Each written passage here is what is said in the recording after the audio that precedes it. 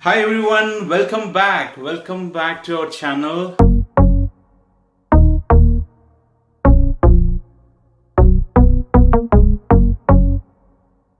Hope everyone is doing fantastic and had happy holidays. Okay, I think so. We are back from the holidays and back to the work. So today we're going to talk about the PR process for Canada. So it's a most requested video on most of the subscribers on Hema's channel were requesting. So we're going to do this video, and we'll try to cover what is a process and what is a cost involved and how long the entire process is going to take, and what else? I mean, any other questions? I mean, let's say, I know for sure after watching this video, you all are going to get a lot of questions.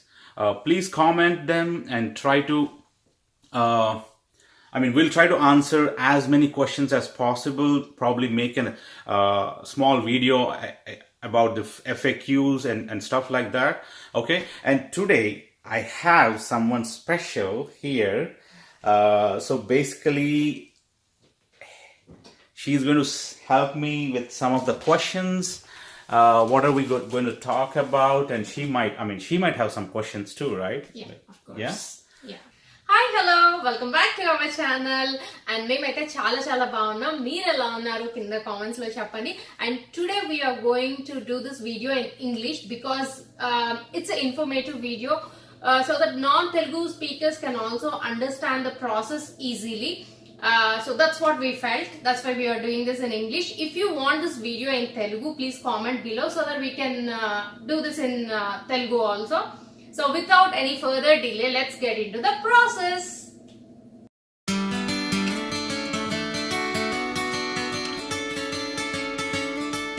All right. So what are the steps we have to do for Canadian PR? Okay.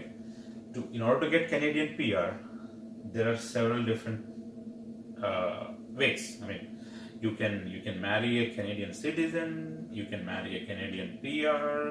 That's the easiest process, I think, right? So, or you are a skilled worker, or you are a skilled tradesman, or you are an investor. So there are different categories. Of course, we are going to talk about the process we experience, that is a federal skilled worker class. So Canada has come up with an express entry system. I think in 2015 or 16 they introduced this. So they have a comprehensive ranking system for this one. So which is called CRS. So, what are the steps involved in order to, for someone, most of the people immigrate, they have some skill, maybe a nurse, maybe a pharmacist or whatever, maybe you are a carpenter, you are a welder, whatever it is, or you are an engineer, you are a Doctor. manager, whatever, so Yeah. so whatever the skill is, what is your skill, and how can you come here, right? And what is the process for that? So since Canada official language is English, the first and foremost step is they wanted to know that, hey, you know English and you're able to communicate once you come here. Okay, so IELTS is the first step, and apart from IELTS, you also have to get your education evaluation done. Okay, so there are 5 to 6 main steps. That is, you have to write your IELTS for your English evaluation. At the same time, you can parallelly get your education evaluation done. I would say these both go hand in hand. And after that, you prepare your express entry profile and submit it. Okay, they call it express entry pool. So basically, it's a pool they maintain for the express entry. All the applications are in the pool. So they kind of so every 2 to 3 weeks they pick like they want to pick maybe 3,000, 4,000 number of people Every what? every 2 to 3 weeks. Every 2 to 3 weeks. Yeah, every 2 weeks more often. I mean, sometimes there might be a more gap and it might go up to 3 weeks. But yeah, from 2016, I mean, they're doing it from like every 2 to 3 weeks. They have a draws like 3 to 4,000 invitation goes. Wow, that's a good number actually. In every draw. So and after that, I mean, once you submitted your profile, the draw happened. So you are going to get what is that? You were like, if you are qualified, you are going to get ITA, okay, invitation to apply. So in between, actually, after your submission, and if and you get an ITA, in between you try to prepare your documents. Of course, first like maybe your experience letters and your any other like marriage certificates if you're married, things like that. If you know your invitation is very soon, okay, you might want to, and we'll share more details. I will go through each and every step more in detail. Okay. But let's see what are the major steps, right? Like first we are done with IELTS and education evaluation, and you submitted your profile and you got an invitation. After that, once invitation comes, you are going to prepare all your documents, all the originals, passports, everything, your police clearance certificate, and all these, I mean, all these things, and then you're going to submit your application. So it's going to and once you submit your actual application after you got an ITA, that is when they're going to start looking at your credentials. Hey, this guy said he done masters, he done bachelors, whether it's right, he's correct, appropriate. They look at every aspect. What is your criminal background, blah blah blah, everything. They'll look all these aspects, and they will evaluate, does your skill, maybe your experience. I mean, since there's a federal skilled worker class, you should have a minimum 1 year of experience. That's a basic qualification. Minimum 1 year. Minimum 1 year. Okay. But 3 years is the best. If you have 3 years, that's best. Anyway, we'll go further details into this. Okay, so we'll talk about more details going forward. And once that they evaluate your profile, they look all aspects of yours, they're going to request for your passport. Okay, so once they determine, hey, this guy is eligible for everything, they're going to request your passport. So that we have to send our passport to them? Yes, we have to send our original passport to them. Okay. So that's the point, like, hey, unless they see something different in your passport, or your passport has something very weird, or which won't happen. I mean, you are most of the time, so 99.99%, you already confirmed for the permanent residence. Mm-hmm. So they probably take a couple of weeks once your passport is sent, along with passport, based on whether you submitted your photos before or not. They might ask for the photos. So once you submit your passport, that's when they're going to send you a confirmation of permanent residence. That's a visa, and it's and along with the COPR document, they're going to send a visa, temporary visa stamped on your passport. So basically, we talked about like 6 different stages in this whole process. Okay. So let's go back to first stage, right? First stage, like I said, it's IELTS as well as your education. Mm-hmm. Okay. So IELTS, like I said, it's one of the important step. Every foreigner has to write this exam, and in order to get your full points, okay, 8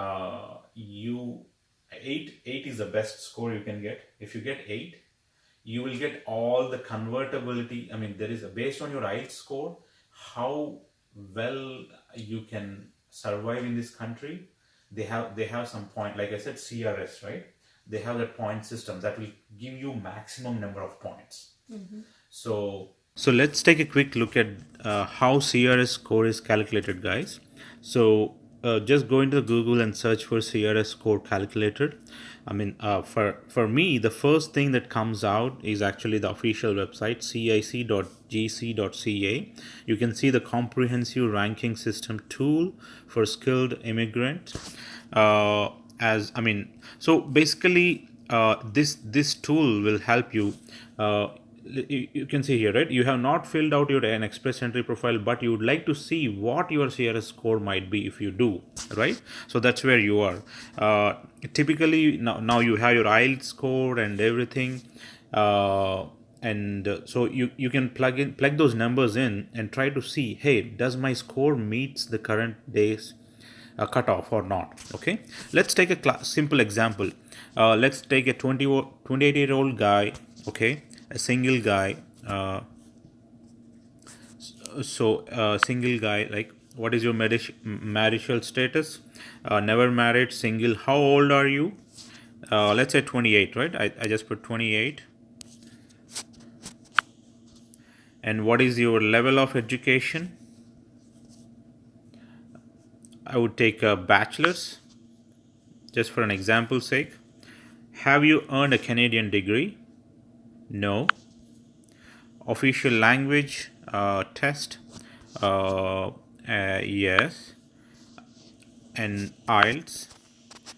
The score, let's assume you scored it well in all above 8, right? That should be your target, because above 8 you get your full convertibility points. Okay, do you have any other tests? No, not applicable. Work experience, in Canada, do you have any work experience in Canada? I'm assuming no. In last 10 years, how many years of experience you have internationally? It's 3 years or more. Do you have, I'm assuming a 28-year-old guy, of course, obviously might have worked 3 years for sure. Do you have a certificate of qualification from Canadian province? Let's say no. Additional points. Do you have a valid job offer? No. Do you have a nomination for province? No. Do you or your spouse have at least a brother or sister living? No. That's it. Okay, and calculate your score. The results, as you see, for age 110, level of education 120. There's a convertibility factor based on your language results, that is 133, and skill transferability factors, work experience. So your total score is actually 438. Yeah. So this is how the score is calculated. So you can go and take this is how you can use this tool to see, hey, where you are in the game. So which one you have to do first, IELTS or education evaluation? I would say, if you're confident, that your English is good, maybe you have some people who live in United States or UK or maybe English speaking countries, right? Singapore. They all might have been already, even there might have been foreigners to that countries, they might have already given some exams, some or other exams. They might be confident, hey, we will at least make some minimum score. So if you're confident enough, I would say you start with your education evaluation, because it's going to take like 6 to 8 weeks of time. I heard nowadays it's taking more longer time. There are very few organizations. We personally, I submitted for WES, World Education Services. That's where they're going to take your all transcripts. You have to submit all your transcripts sealed from the college. If college is going to send, it's the best thing that they send it to the WES directly, or it's not, if not WES, any other third party agencies. Okay, so we're going to give all these links. What is this website for education evaluation? Where is the IELTS website? All these websites are going to be in the description box. So for IELTS, like I said, for IELTS, it will be IELTS.org. Okay, that's where you can go and choose the country where you are, and you can look for the center close by. It can be computer based, it can be paper based. So how much it costs for IELTS exam? So for IELTS, it is going to cost like I think 200 and $215 to 310. I mean, $200 to $300 In US US dollars. US Oh. dollars. Okay. It varies by location. I mean, if you're in Britain, it might be just 170 pounds. If you're in India, it might be 13,250 rupees. Approximately, you know. I mean, so yeah. So basically, once you choose or select your country where you are, it will show you the fees that is required. Okay. So, like I said, IELTS is a IELTS and education evaluation. If you are confident, start with your. I mean, just submit your education evaluation and parallelly prepare and book for your IELTS exam. And coming, like I said, the transcripts, everything that you send, they all, ideal is send, college should send it to the third party company. If not, they all has to be sealed and stamped, and if you are sending it, they have to be sealed and stamped. There shouldn't be any tampering, okay? Otherwise they won't accept it. And it has to be by the board which is giving you that certificate. Like if you are an intermediate, it has to be board of intermediate. I mean, I'm talking about India, right? In India, we don't have like a board of intermediate. So we have board of intermediate, board or the authority which gives you that certificate. Maybe if in engineering means, I think it's a university, right? Let's say generally there are many engineering colleges associated with one university, so you have to get those transcripts from the university, not from the college. No, Not from the college, from the actual, from the university. Actual university where you which issued your certificate. Okay. Oh. So I mean, yeah, I think they want your 10 plus 2, like plus 2. I know in India a lot of people have I mean 10th done and plus 2 as a separate board. So I think you are fine as long as you are sending your intermediate board. That should be fine. But just to be safer side, send your secondary school certificate, which is your 10th certificate as well. Okay. And apart, so from your 10 plus 2 all the way to your master's, PG, or bachelor's, whatever degree you have done, you have to send all those transcripts. Okay. So once as that education evaluation process is going on, you can prepare parallelly for your IELTS exam. For me personally, I mean, I was able to do it in 2 weeks, but I would say there is a lot of preparation happened for me beforehand. I mean to say, I already, when I came to US, I already wrote my master's. I have written my TOEFL that time, and I read a lot of books. Of course, nowadays it's not happening, but I read a lot of books while ago. But so all this is helping me. I was able to get a good score in IELTS. So within just 2 weeks. But if you evaluate yourself and you set the timeline, what do you want to do? You want to first get your IELTS done. Hey, I need a proper score to at least apply, so I don't want to waste the money, right? Some people say I don't want to waste the money. Okay, but good thing is your education evaluation is valid for 5 years and your IELTS is valid for only 2 years. 2 right? years. Yeah. So even though as long as you're decided, hey, I'm doing this hook or crook, then it's okay if you go for an education evaluation and it took you 1 long year to complete your IELTS 2, you still have a lot of time to apply. Yeah. Okay. So that way, you evaluate and make a decision. Okay, what do you want to do? And next step. So any other questions or you can think of for IELTS and education evaluation? Oh, what are the tips? Okay, how to for IELTS. Okay, for IELTS, there are actually the IRCC accept more than there are couple of other tests like CLEIP or something, but IELTS is the one I know. You can refer to their IRCC website for the other tests. But in order to excel in IELTS, I think the practice, you have to evaluate yourself. IELTS.org has its own practice material.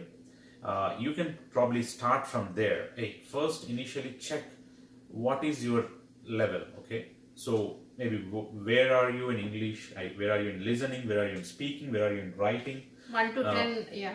So for writing, it won't be automated. You have to probably send, and you have to wait for the response. There are some paid services. There are a lot of apps. If you search in Google, if I can find some, I will add them in the description box as well.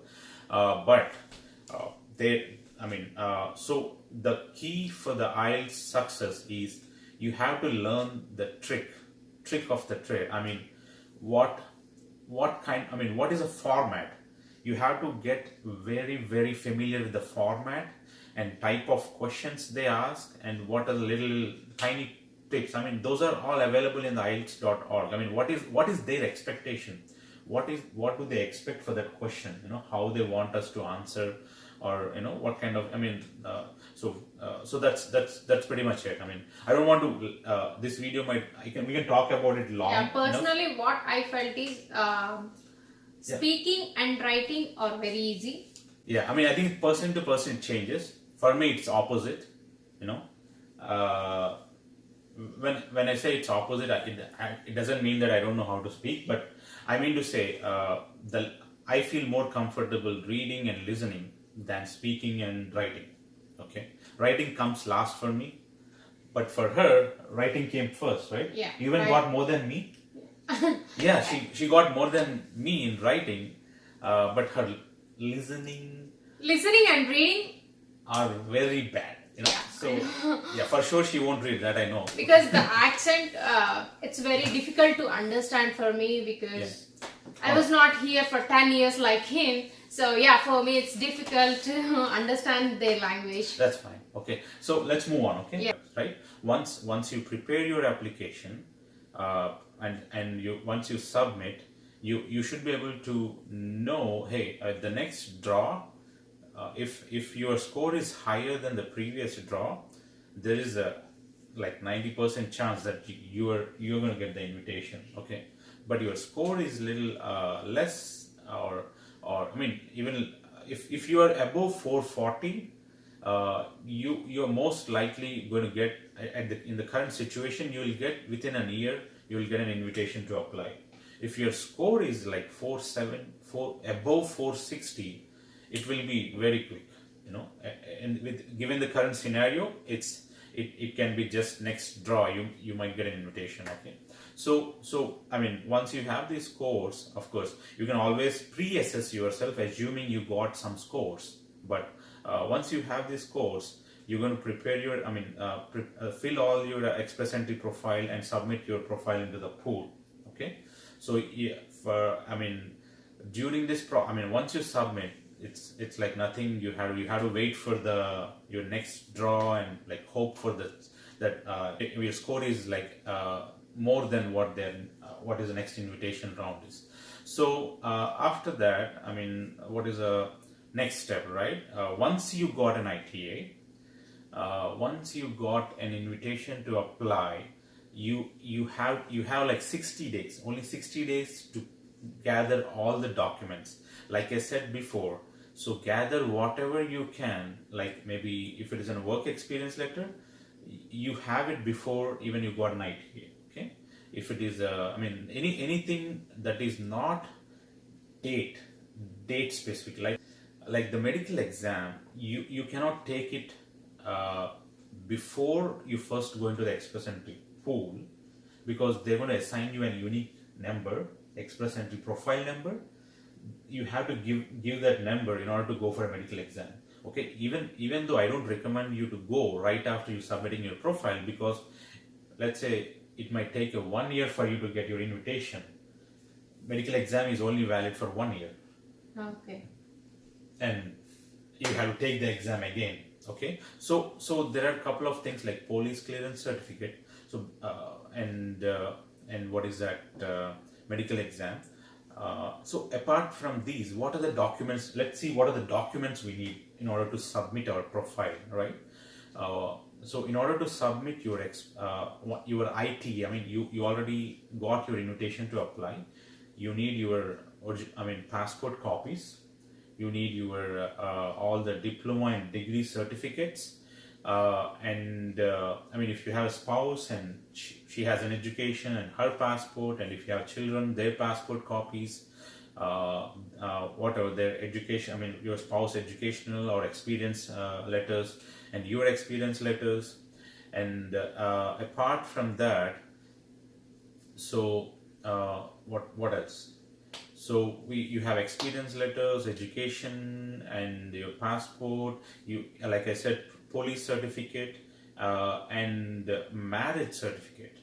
Okay, if you are married, you need to have your marriage certificate, and last but not the least, the medical exam. Okay, so and very important point here is your experience for federals, your qualification for the federal skilled worker program depends upon your occupation that listed as and there is a NOC list. Okay. There is a the Canadian Immigration is maintaining a website where they have a list of occupations which qualify for the express entry profile. Okay, so your occupation has to be listed in order for you to actually apply for the. Okay. First, we have to check that before applying. Check that before, yeah. I think I missed to mention this before. Okay. So first, first you have to verify your qualification and whether you can apply or not. You can check over. Correct, and they have a specified skill duties for that occupation, and you should have your experience letters should show that skill, that particular experience on your experience letter. Whatever the NOC, that occupation list has the skill set, that should match to your exact skill set. So that's about it. These are the main important documents, like I said, passport, your education, experience letters. If you are married, marriage certificate, police clearance certificate. You have to get police clearance certificate from every country where you lived more than 6 months. Okay. If you live any country more than 6 months, let's say if someone is in UK, So you see how long, let's say you lived in 10 countries before you're coming. It might take a little long for you to make sure you have all those police clearance certificates beforehand. You don't wait for the last minute, because you only have 60 days to collect all these documents. Okay. So, and also, like, last but not the least, the medical certificate, right? Medical exam, they would say. So you have, for the medical exam, actually CIC has authorized few. There are some doctors who only do this. They are approved to do this. Okay, so you have to provide. You have to call them. You can go to CIC's website for the medical exam. They have a list of. Based on your location. For us, we used to live in Omaha, Nebraska. We don't have anyone doing there. Yeah. I think the nearest probably is Kansas City. Kansas City, yeah. But even there. No, but I think I had some trouble. Maybe I think I had trouble finding a closer appointment. So we went all the way to St. Louis. Oh yeah. We went all the way to St. Louis to. That's too far, like almost 5-6 hours. 5-6 hours. Yeah, 5-6 hours journey, car journey. So I think Nebraska, Omaha might be a bad location, but if you're in Chicago, St. Louis, or Minneapolis, all these bigger cities have. You have doctors doing this test within your city itself. Don't worry about it. But you should be able to find some appointment for sure within 30 days. And how much it costs for? The cost for all these, right? Let's talk about the costs, the whole process. Okay, IELTS exam, like I said, $200 to $300. US dollars. Yes, and for the education evaluation, it's also $200 to $250. Okay. Per person, I'm talking. So if you're married and spouse, it's going to add up, right? And next, what is the next thing? Like, for submitting your profile, there is no fee. It's just, you just have to enter your details. Once you get an ITA, So while submitting your ITA, you have to submit a processing fees. Okay. Okay, how So much? processing fees is 550 per person. 550 per person. Per person. But if you have a child, like if you're married and like us, we have two small kids, it's just $150 per person. Okay. Okay. So, and there is an while submitting your application, I mean, while you're once you got an ITA, you are submitting, you're going to pay that fee that time. In that during that time, you can also pay another fee called right for permanent resident fee, right to permanent resident fee. Okay, you can always pay that fee later, but it will delay your, let's say, the request for, they will ask to pay that fee if you're approved before even requesting for the passport. So it's better you pay that fee while you're submitting your ITA itself. So that way, there is no delay in the process. They will, let's say you are not approved, they will keep the 550 processing fee, but they will refund this right to represent, right to. They'll keep that 550 and they will refund the right to permanent resident fee. So this right to permanent resident fee is like $490 per person, and for children there's no fee. Okay. So I mean it's 150 included processing and everything. Okay. The figures 550, 490, and 150 I told is Canadian dollars. Okay. Okay. So it comes around $1,800 for US dollars. Per person. It comes out to like $1,040. Okay. $1,040 per one person. Right. Just the processing fee for your PR. Yeah. As well as your PR card fee or whatever, everything. That's expensive. Apart from that, for police clearance certificate, I think consulates will charge some minimum amount like $10, $20 based on, I mean, if you have to submit for FBI, I think, I don't remember exactly, but we might have to go, in US, you have to go and give your fingerprints at a local sheriff office in order to get your FBI report. And you have to do all this within 60 days. Remember, so you have to plan accordingly. Okay. So once you get your ITA, you're like managing all these documents and you're preparing for all these. I mean, you're trying to get all these documents together. It's a very crucial period. So yeah. Anyway, so coming back to the fees for the police clearance certificate or in US we call FBI report. You can submit it online, but once you submit online, you have to go to any local police station or somewhere where they will accept your fingerprints. You have to give your fingerprints, and they'll kind of send it to them. So for criminal record search, right? If there is any criminal records on you or not. So once everything is clean, they're going to send you a report. I think this whole process takes 2 to 3 weeks. Even for Indian consulate, we send it to Houston. So I think it took 10 days, just 10 days for me to get a PCC from the Houston. It's pretty quick. So you may start this process when you know, hey, I may get my ITA soon or sometime. But like I said, they all have a validity period. I mean, apart from that cost, the medical exam cost, right, per person, the doctor we went, I think he charged like $375. How much? Yeah, $300 per person, or $300 or $375. I don't remember. Yeah, they do an X-ray, blood test, and a physical exam. For kids, they charge less. He only charged like $100 because I think they don't do X-ray on kids. Okay. So and I don't remember they do only blood work. Adults, I think they just do physical exam for the kids. So they don't charge. They just charge flat 100, or I mean depends on. I mean place to place it might vary, but small charge for kids, and for adults it's $300 to $400 per person.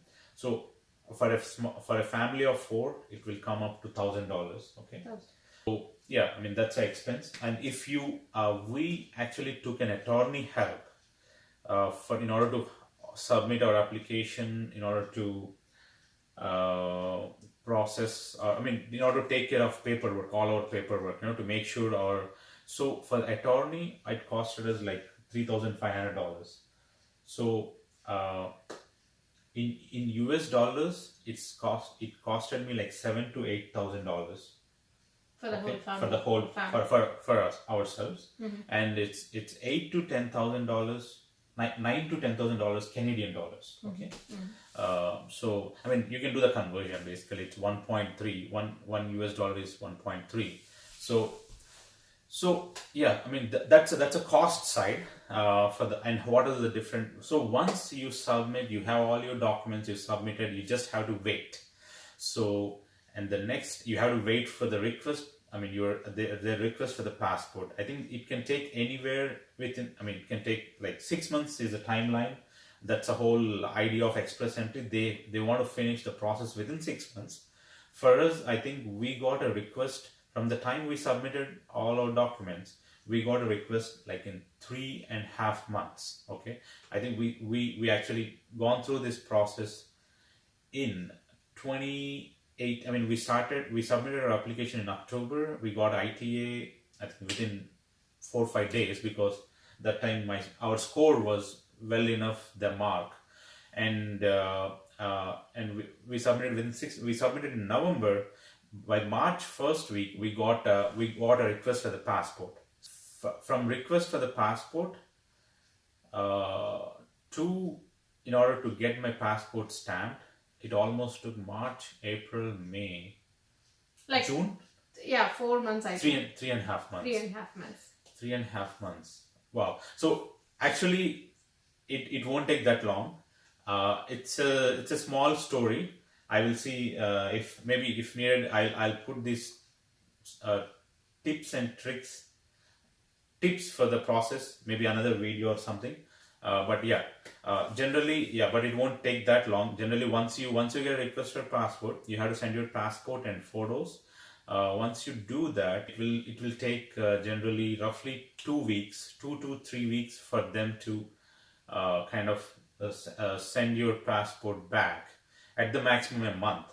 Once you get your passport back, there will be there is a temporary visa in your passport, and they also send you confirmation of COPR, right? That's what they send. That's a very important document that you should keep it. It's like your confirmation. Yeah, until you get your PR card, that is your confirmation for your permanent residence. Okay, so the COPR document, as well as your temporary entry visa. So the temporary entry visa will be valid for a certain period of time, and most of the time it is valid until your medical exam expires. So like we have given our medical exam in October, right? So we submitted in November all our documents, and we got it in June, like I said. So from June to October, I have like 3 months for us to come and land in Canada. Okay, so yeah, I mean that's how we ended up here in August. So finally, this is a overall. Overall, what do you say, the whole process? I mean, what are the steps, all the steps involved, and how long it takes? So I hope guys, everyone got some good idea or information about what is the Canadian PR process for a federal skilled worker class. All right, I mean, we're going to make another follow-up video on what are the challenges we faced along this process, our applying process, right? So what to watch out for. Okay, so we'll make that video as well. And if you want any other information, I know you will get a lot of questions, like I said in the starting. So comment below, and what else you want. I mean, of course, we have a lot to share. I mean, we made a journey of like 5 to 6 months now. Yeah. So there's a lot of experiences we have, some good, some bad. So there are a lot of videos that are coming up. Okay, we'll catch up in the next video. But before that, don't forget to subscribe and hit the bell icon to get the notification. Also, let us know, I mean, you like both together or just me. Okay, all right. Okay guys, see you in the next video. Bye bye.